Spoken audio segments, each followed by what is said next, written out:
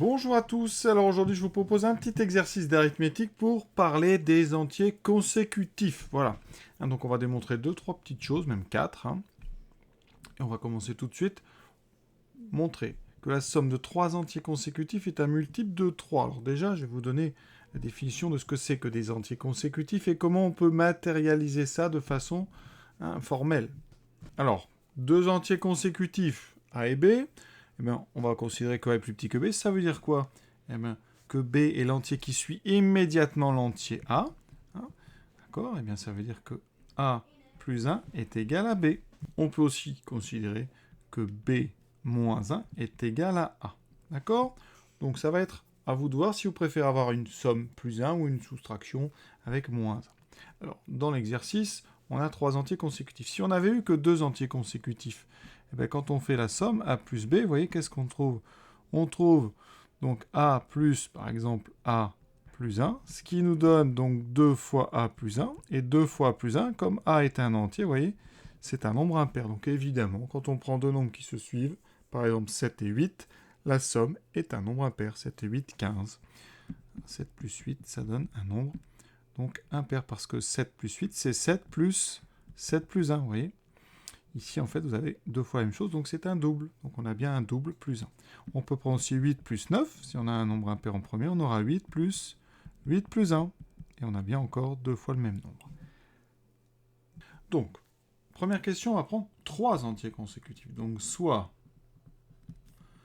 A, B, C, 3 entiers qui peuvent être négatifs, c'est des entiers relatifs, 3 entiers consécutifs. Alors on va choisir un ordre entre eux, tel que donc A est plus petit que B, qui est plus petit que C. Alors, ça veut dire quoi? Ça veut dire que pour obtenir B, il suffit de rajouter 1 à A. Et si vous voulez C, il suffit par exemple de rajouter 1 à B. Autrement dit, C, ça sera A plus 2. D'accord? Donc on peut considérer que nos entiers, c'est A, qui sera plus petit que A plus 1, qui sera plus petit que A plus 2. C'est une première conception. On prend 3 nombres et on choisit le plus petit qui est en A, et donc le deuxième, ça sera A plus 1, le troisième, A plus 2. Quand on fait la somme, donc A plus B plus C, ça me donnera A plus 1 plus A plus 2. Pourquoi c'est un multiple de 3?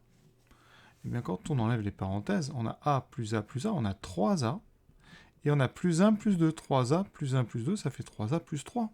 Et 3A plus 3, c'est 3 fois A plus 1. Alors pourquoi je fais ça? Eh bien, je vais vous rappeler la définition, comment on caractérise un multiple de 3, et c'est ça qui est important. Considérons un entier n, donc entier relatif, eh bien n est un multiple de 3, ça équivaut à dire que il existe un entier k relatif tel que n s'écrit 3 fois k.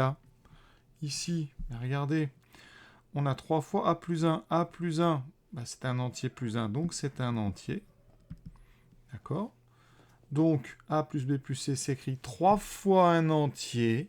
Donc, d'après ce qu'on a, l'équivalence, donc A plus B plus C est un multiple de 3. Donc, A plus B plus C s'écrit 3 fois grand K, avec K un nombre entier. Et donc, c'est la définition. Ça veut dire que A plus B plus C est multiple de 3. Donc quand on prend 3 entiers consécutifs, qu'on fait la somme, on obtient un multiple de 3. Une autre façon de faire exercice, ça serait par exemple de centrer le problème sur B.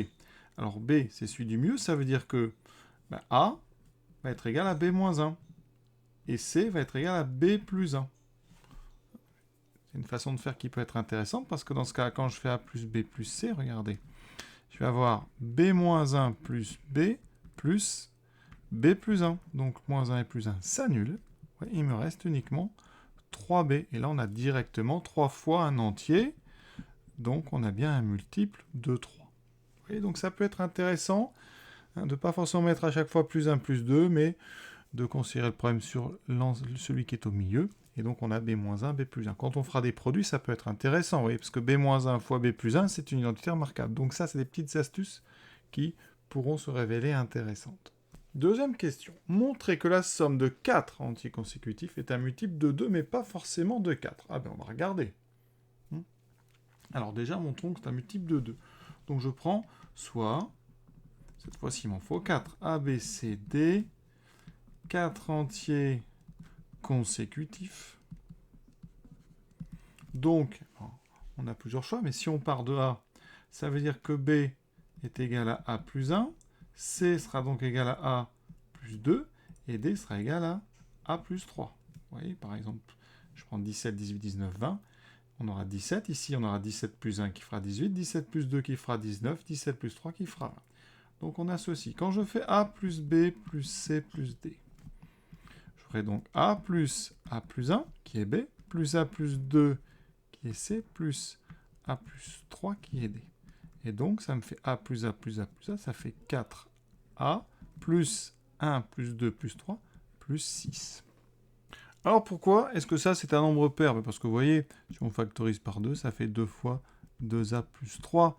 Donc c'est bien le double d'un entier. Voilà, donc on a bien A plus B plus C plus D qui est un nombre pair. Donc c'est un multiple de 2. Vous voyez, il s'écrit 2 fois quelque chose. C'est l'écriture des multiples de 2. Alors pourquoi ça ne donne pas un multiple de 4? Eh bien, comme j'ai pas envie forcément de montrer que ça n'est jamais un multiple de 4, on va juste déjà montrer que ça n'est pas forcément un multiple de 4. Un exemple, 1 plus 2 plus 3 plus 4, ça fait 4 et 3, 7 et 2, 9 et 1, 10. Et 10 n'est pas un multiple de 4. Alors en fait, ça ne donne jamais un multiple de 4. Alors démonstration, on va quand même essayer de la faire, je vais vous expliquer. On obtient à chaque fois, vous voyez, 4 fois le premier des 4 plus 6. Pour expliquer au mieux pourquoi ça n'est jamais un multiple de 4, on va centrer le problème plutôt sur le deuxième. Vous allez voir. Donc je pose B, et donc A est égal à B moins 1.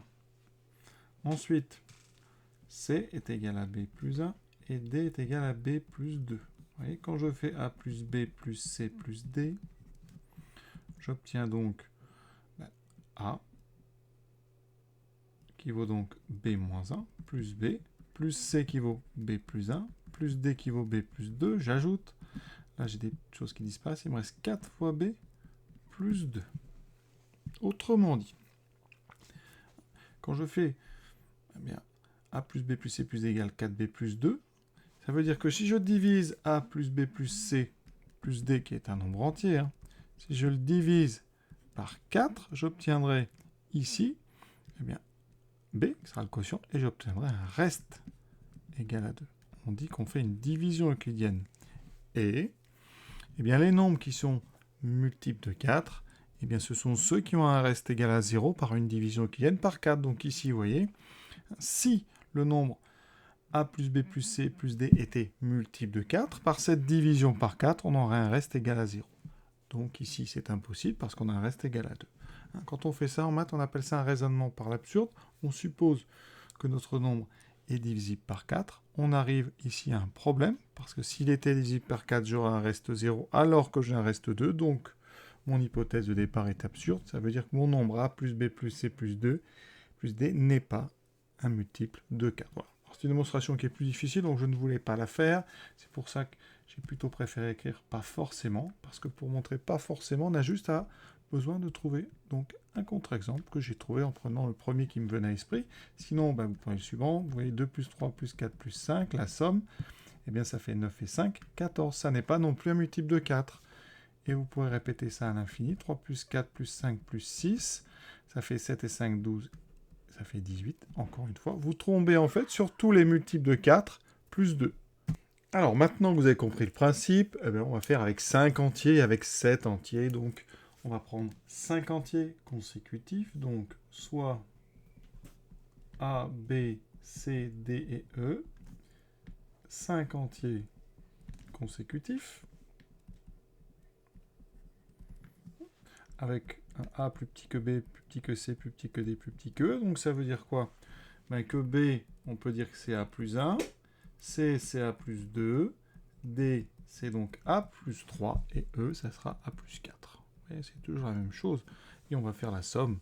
A plus B plus C plus D plus E. On aura donc A plus A plus 1. Ça, c'est B. Plus A plus 2, c'est C, plus A plus 3 qui est D, et E, A plus 4. Et on regarde. Alors DA, j'en ai 5. Donc j'ai 5 fois A. Plus quoi? 1 plus 2, 3, plus 3, 6, 6 et 4, 10. Est-ce que j'obtiens un multiple de 5? Ben évidemment, regardez, il suffit de factoriser par 5 pour faire apparaître A plus 2. A plus 2, c'est un entier. Donc votre nombre A plus B plus C plus D plus E, qui est la somme de nos 5 entiers consécutifs, s'écrit bien 5 fois K, avec K, un nombre entier qui est A plus 2. Et donc, bien ça, c'est l'écriture d'un multiple de 5. Donc notre somme est bien un multiple de 5. D'accord, ça c'est vraiment avec un. Ce qui est important, c'est que K est entier. Donc ça, c'est écriture d'un multiple de 5. Voilà. Regardons à l'aide d'un exemple. Donc 5 plus 6 plus 7 plus 8 plus 9. J'ai donc pris mon premier nombre qui est A égale 5. Quand je fais la somme, 5 et 6, 11, 11 et 7, donc 18. 18 et 8 et 9, ça fait 17, donc j'obtiens 35. Et effectivement, c'est bien 35, c'est bien 7 fois 5, c'est donc 5 fois A plus 2. Vous voyez, on a bien un multiple de 5. Dernière question, vous allez pouvoir le faire tout seul. On prend 7 entiers consécutifs. Donc ici, il y a un petit peu de rédaction au départ. Soit A, B, C, D, E, F et G. 7 entiers consécutifs. D'accord? Avec donc A plus petit que B, plus petit que C, plus petit que 2, plus petit que E, plus petit que F. Donc, quand on fait la somme, on va aller plus vite, vous avez compris le principe. Plus F plus, donc 1, 2, 3, 4, 5, plus D plus F plus G, voilà. Donc, alors B, c'est A plus 1. Donc C, c'est A plus 2. D, c'est A plus 3. E, c'est A plus 4. F, c'est A plus 5.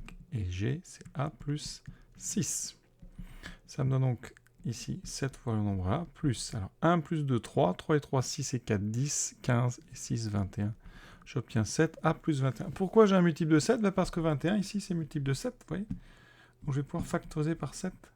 Et dans mes parenthèses, j'aurai A plus 3, qui est bien un nombre entier, vous voyez. Donc encore une fois, j'ai réussi à écrire ça comme 7 fois un nombre grand K, avec K, qui est un nombre entier. Et donc c'est l'écriture d'un multiple de 7.